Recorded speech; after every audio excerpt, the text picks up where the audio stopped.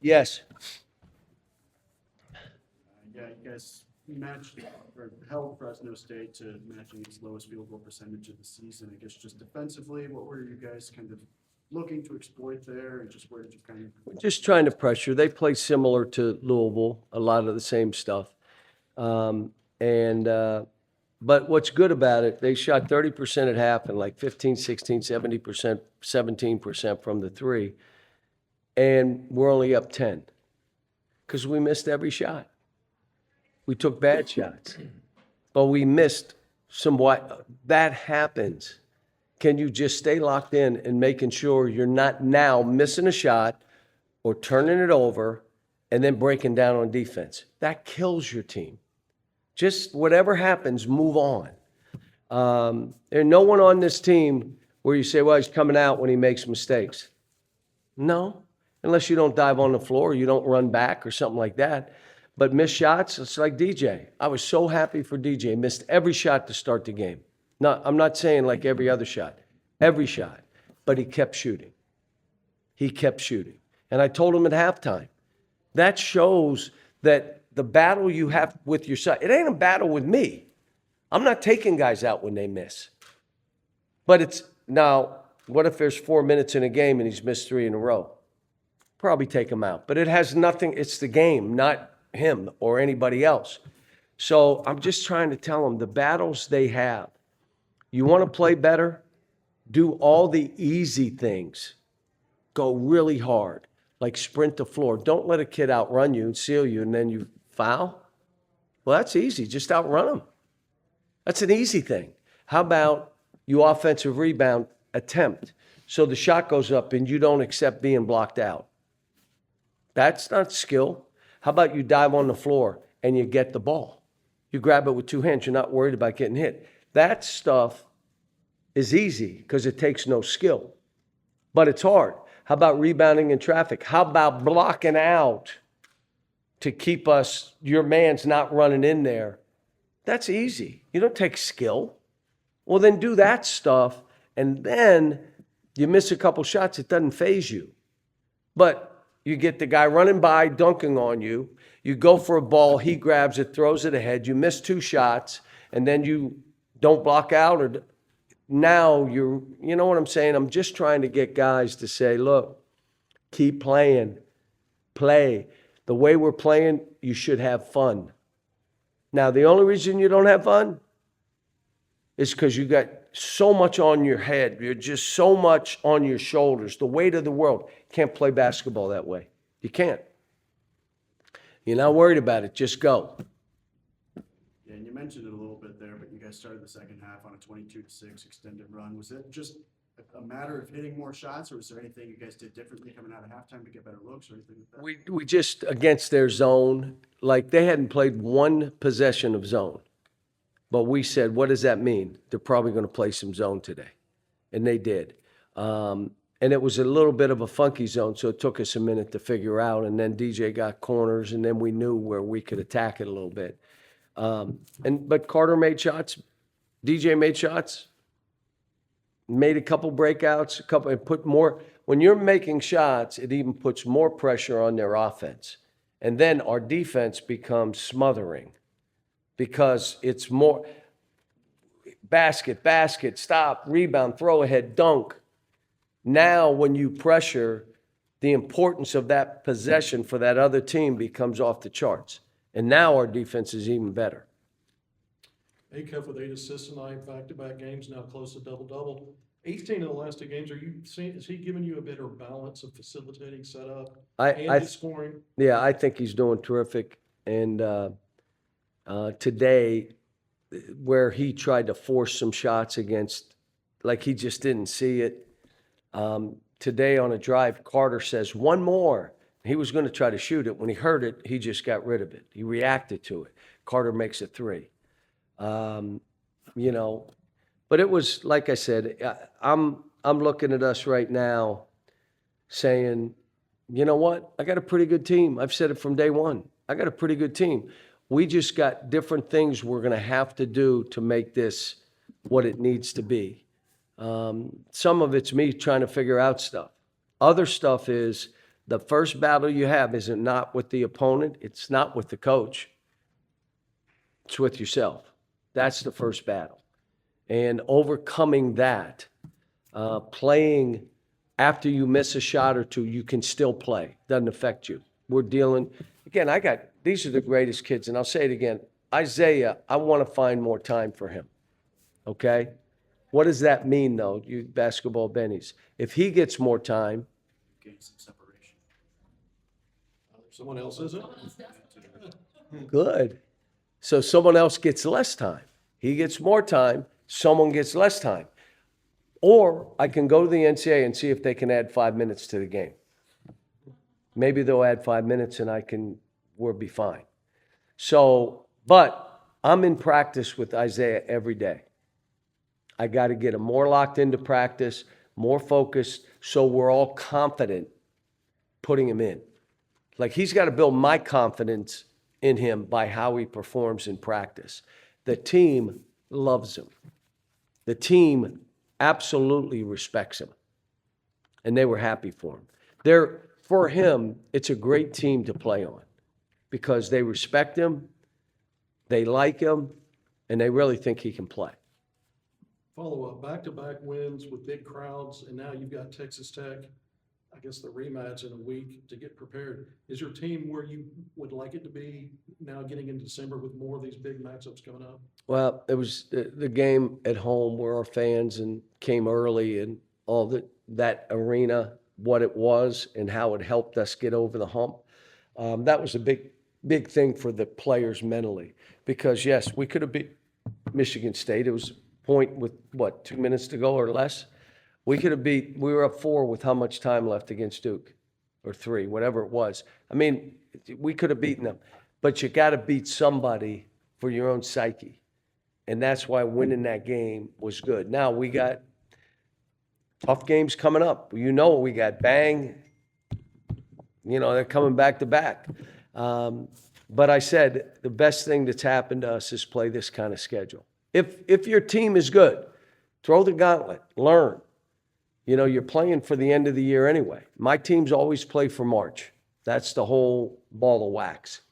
That's what we play for. Have you talked to Billy at all on what happened? I said, Billy, come on. I said, I was just happy they didn't throw him out for the next game. I said, and I was upset because there's a lot of holding, shoving and stuff, and I knew it could get chippy, and I didn't want anybody to get hurt. That's what the score was 30. What would I care? Well, I don't want someone to get hurt.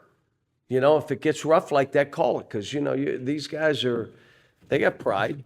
You hold them and they're going to shove you and all that kind of stuff. So. Yeah, what does it do for the team when Carter's able to hit a few? Can't hear you. What does it do for the team when Carter's able to hit the threes like he does and the well-roundedness? No, it's good for Carter. Like, we got to get more from him defensively, more from him rebounding, coming up with loose balls, and then offensively doing the stuff you're capable of doing. Late in the game, he wants a force to that right hand, but everybody analytically knows 90% of the time he's trying to go right. We're in practice, what we're telling him? You're not going right one time. You're going left. Don't care if you turn it over, miss the shot. You got to figure it out. And so, but like I said, he and I have talked. I just said, look, I'm doing everything I can, but I can't do it for you.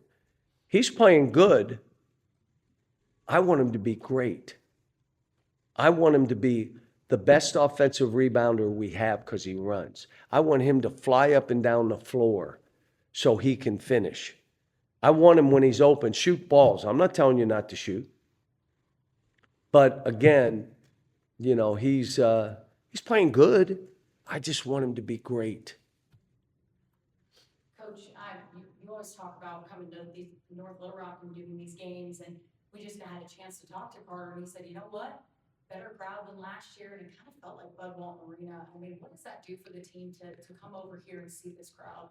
No, it was big for this game, but let me just say this. This is the state's capital. We're the state's basketball team.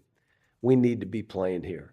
Last night I was in North Little Rock, and then I did a function at the museum for our people. Then went to the governor's mansion and she had a Christmas dinner, and I got to see the first gentleman and her, and we spent time, and we got a little thing she and I are going to do together, which is kind of neat. But being able to do all that, I just want us to make sure we're giving back to this state. Everywhere I've been, it's not just been about basketball. It's not just been about the name on the front. It's about the name on the back. It's about the community you live in. It's about the state where you live. Are you helping? Are you giving back? Are you teaching your players that? Or is it all about winning and losing? Is it life or death? And if it's death or life, you die a lot.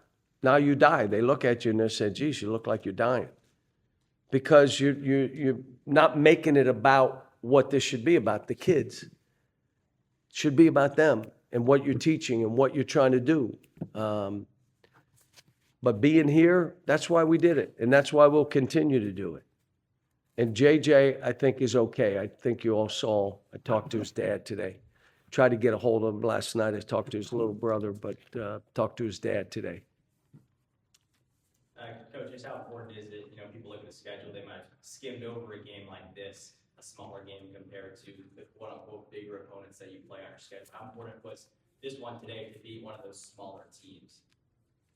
And they was 6-3 and beat people. And if I can get the game in Bud Walton, like the Louisville game, like next year's Michigan State game, I got to do that for the university and for our own town. So to bring a game here, unless they're going to give me we're coming here to play, it's a hard one, because then they'll want me to go back to their court, home court, and I got to play in off of our court. So, yeah, I don't know who the opponent is every year, but I know we have tough games, and we'll continue to, put somebody in here that's going to be an enjoyable game to watch. But here's my other thing. This should be about our program. That's why I said when our fans were saying overrated, I said, stop it. Don't worry about the other team. When you root for a team to lose, your own team loses. So instead of doing that, turn the TV off. Go watch History Channel. Go do something else. You can go hit the score the next day and you can smile, but you don't root against another team. When they come in, you don't even need to boo them. You don't. You just cheer your team, be there. So coming to this game was not for the opponent, it was for us. It was for them. It was, I just think that the things that go on here in our state, we got to take great pride in how we do things, how classy everything is. And then we got to get out in the state like we do. Connor. Yeah, Coach, you talked about limiting Fresno State from 3. You also forced 17 turnovers. Just does it feel like you guys are making more strides at the defensive end as we get closer to conference play? We still, here's the thing. Now, you noticed that I worked all week on the corner not stepping out of bounds. You could tell. But I'm going to say to you again, these games coming up, they'll probably be decided by 3 possessions. You step out of bounds. You try to make the hardest play.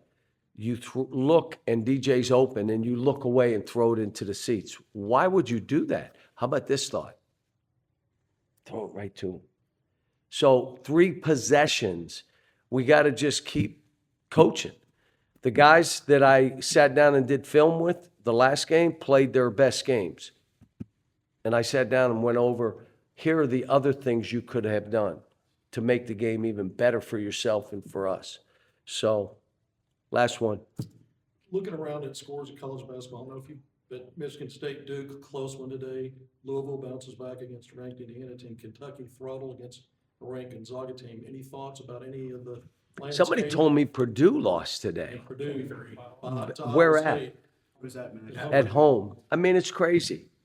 I mean, there are a lot of older gentlemen with beards playing basketball in college right now.